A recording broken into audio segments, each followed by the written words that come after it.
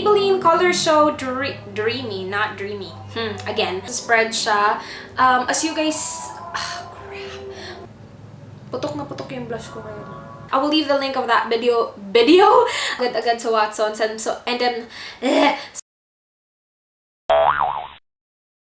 Hi guys, this is Rhaze. Welcome back to my channel. Today I will be doing another first impression review for you all. This review will be all about the Maybelline Colorshow Creamy Matte Lip Color. I have mine in the shade M401 Lively Violet. I have it on my lips right now, obviously. I got this from Watsons for only 150 pesos on sale. The original price is 165 pesos. 165 is really affordable for a lipstick, and I've had really good experience with a Colorshow line. The regular Colorshow lipstick is part of my top 5 favorite lipsticks that is available locally. I will leave the link of that video below if you haven't seen that. Ems, my avid viewer and commenter, actually messaged me on Facebook telling me about the creamy matte lip color that I should try it. So yeah, nagpunta ako agad-agad sa Watsons, and I'm so happy I found the exact shade she recommended. The packaging is very similar. You know what? Let me get my other one.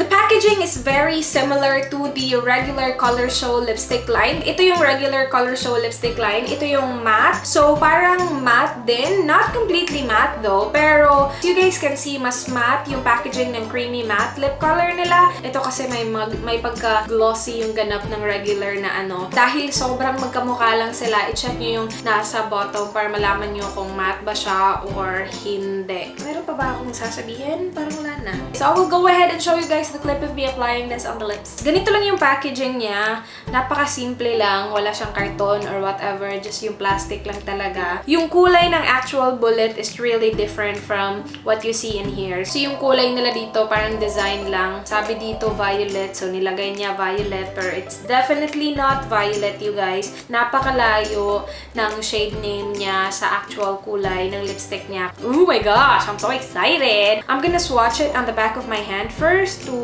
get rid of that very first new layer.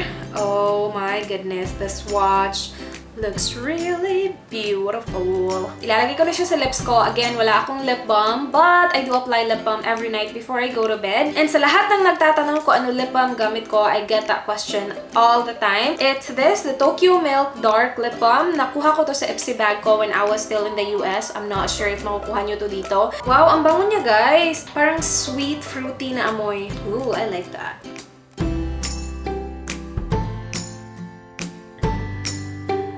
Very creamy yung pag-apply niya, guys. Glides on really smoothly, as in super smooth lang. Hindi siya ganun ka-opaque. I added 2 layers already. Nakikita ko pa rin ng konti yung natural lip color ko. Meron siyang konting mint na kick sa lips ko. Nothing major though, pero you know, meron siyang parang cooling na may pagka-minty na feeling sa lips, which I actually really like. Alam niyo naman na gustong-gusto ko yung mga mint na feeling, mint na amoy. Hindi siya 100% matte. We'll see kung if nag-set na siya is magiging 100% matte siya. For now, the finish is more like satin than matte. But yeah, so far so good. I'm really liking the shade. I'm really liking the way it feels on my lips. It is now 10:33 in the morning. I'll get back to you guys later for an update. It is now 3:04 ng hapon. Katatapos ko lang mag-lunch. And this is what my lips looks like. So as you guys saw, nag-fade na yung pinaka-inner part ng lips ko. Parang na-emphasize niya rin yung lines ng lips ko. Hindi siya nagsisettle sa aking lip lines. Parang hindi niya na-fill in ng maayos kung baga. Itatry ko siyang i-spread. Tingnan natin kung may spread natin yung lipstick. Na-spread ko siya, pero hindi niya totally na-coat yung inner part ng lips ko. Oh yeah, namamalat yung lips ko ng bonggang-bongga. I'm not sure if you can tell. I will give you a close-up.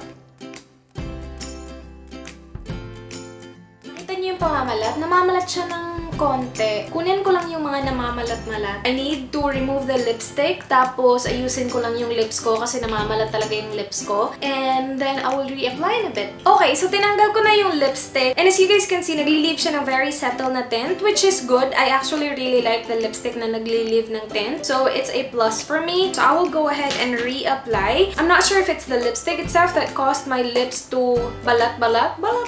Pero yeah, that's kind of weird. Okay, I have a new layer of lipstick right now. I forgot to say nga pala kanina, pero nag-matte kanina yung lipstick mga 30 minutes after applying the lipstick. That's what the lipstick looks like. Second application, no problem at all. Hindi siya drying sa lips ko at all. Hindi ko alam kung bakit namamalat yung lips ko. And super ganda niya sa feeling, tapos ang bango-bango pa niya. If you are very sensitive to lipstick scents, pretty sure you will not like it kasi maaamoy mo talaga siya kapag ina-apply mo, and hanggang ngayon naaamoy ko pa yung lipstick. Oh, by the way, this necklace, you guys, I received it just today. As you guys saw, wala akong necklace kanina pag intro. This is from Kim's Collections 2015 on Instagram. I will leave her links below. Sobrang dami niyang jewelries na binibenta, and it's all stainless, and this one is just so freaking cute. Yeah, I will do a haul including this in the future, so watch out for that.